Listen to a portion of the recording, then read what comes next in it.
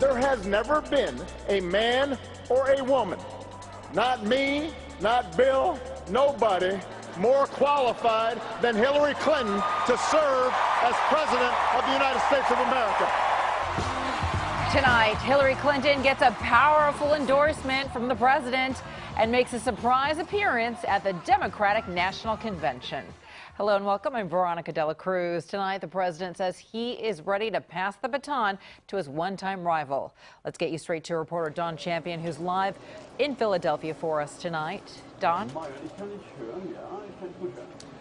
Good evening, Veronica. Night 3 of the DNC was filled with emotion and tough attacks on Donald Trump. It ended with a passionate speech from President Barack Obama, who tried to make the case for Hillary Clinton.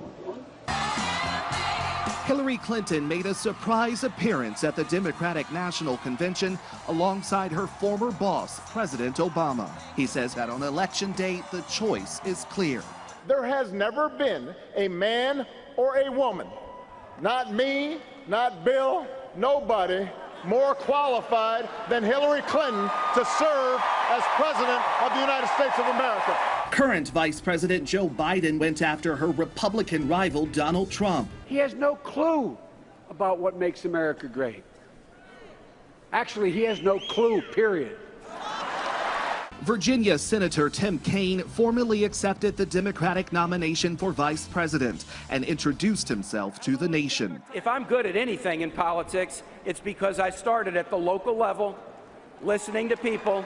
Day 3 of the convention also focused on the Democratic Party's goal of preventing gun violence. Former Arizona Congresswoman and shooting survivor Gabby Giffords made an emotional appearance. Speaking is difficult for me, but come January, I want to say these 2 words, Madam President. What the world needs now. The entire arena joined in a star-studded performance of What the World Needs Now in one of the most uplifting moments of the convention so far.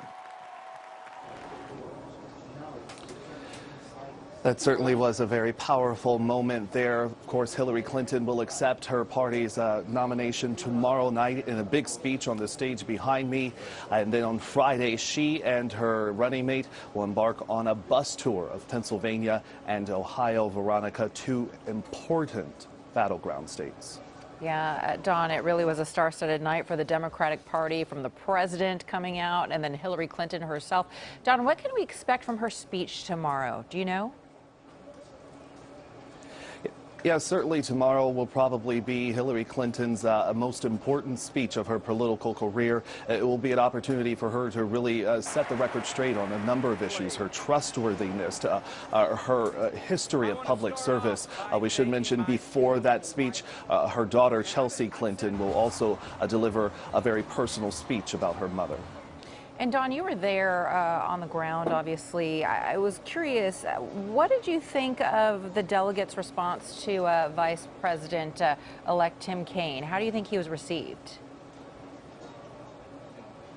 Well, you know, there were a lot of cheers and celebrations here when he was speaking, and he hit on some really big points. He is very effective so far in this election in really taking down some of the criticisms of Hillary Clinton.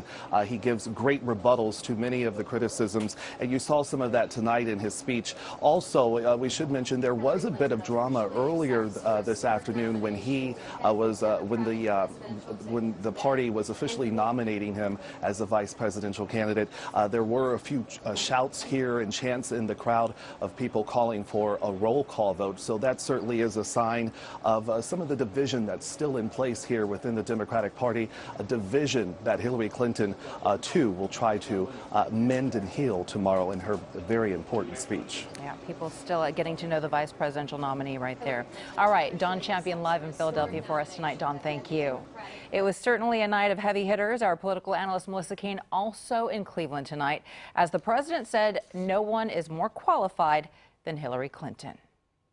He brought the house down. He came in, gave a rather lengthy speech late in the day. He listed his own achievements and then said the fight is not over. He talked about American values and took a swipe at what he called a homegrown demagogue.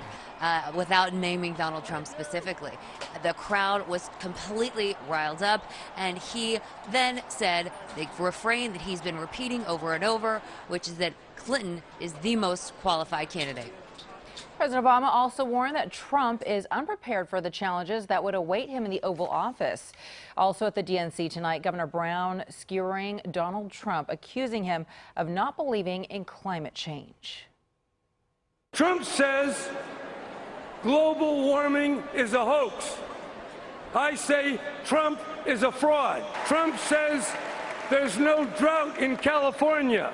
I say Trump lies. As for Donald Trump, he's been doing all he can to steal the spotlight, trying to enlist the Russians to help with his campaign against Hillary Clinton. Weijia Jiang on his dare. Donald Trump rejects the idea that Russia hacked the Democratic National Committee emails to help him win the presidency. What do I have to get involved with Putin for? I have nothing to do with Putin. I've never spoken to him. I don't know anything about him other than he will respect me. But in a campaign appearance Wednesday, the Republican presidential nominee made a suggestion. Russia, if you're listening, I hope you're able to find the 30,000 emails that are missing. Those are the emails that were deleted from Hillary Clinton's private server while she was Secretary of State. The Clinton campaign responded saying this is a national security issue and added this has to be the first time that a major presidential candidate has actively encouraged a foreign power to conduct espionage against his political opponent. The truth is that a Trump victory in November would be a gift to Vladimir Putin. When asked if he thought Russia might be trying to influence the election, President Obama told NBC News anything is possible. Donald Trump has repeatedly expressed admiration for Vladimir Putin. Not that Trump cares what President Obama thinks. I think President Obama has been the most ignorant president in our history. The FBI is investigating the DNC hack. Weijia Jiang, CBS News, the White House.